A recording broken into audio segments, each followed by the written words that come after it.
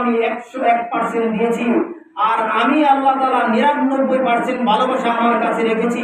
এই জন্যই তোমাদেরকে আমি ঘোষণা দিয়েছি, আমি তোমাদেরকে তোমার মা বাবার থেকে কোটি গুণ ভালোবাসি।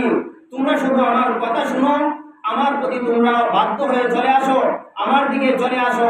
আমার ভালোবাসার কাছে দুনিয়ার কোনো ভালোবাসার সমতুল্য হতে পারে না। আমি এমন ভালোবাসা দিব, তোমরা এক পাওয়া গেলে আমি দু পা গাবো। তোমরা আমার কাছে চোখের পানি ফালাইলে, তোমার চোখের পানি তোমার নাকের থেকে বায়া পড়ার আগেই আমি আল্লাহ তাআলা তোমাদের গুনাহ মাফ করে দেব। তোমাদের কথা আমরা কবুল করে নিব।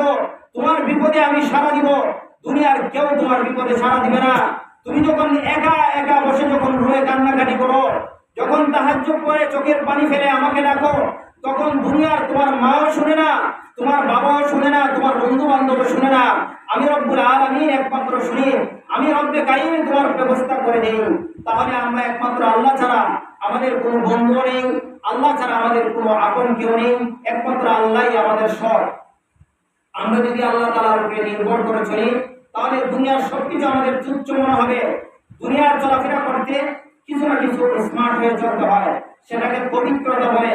পবিত্রতা ইমানের অঙ্গ।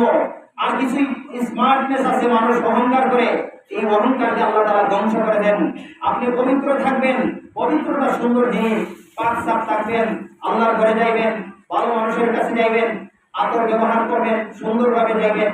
ইসলাম এগুলোকে আপনাকে নিষেধ করে নাই, আপনাকে নিষেধ করেছে অপচয়।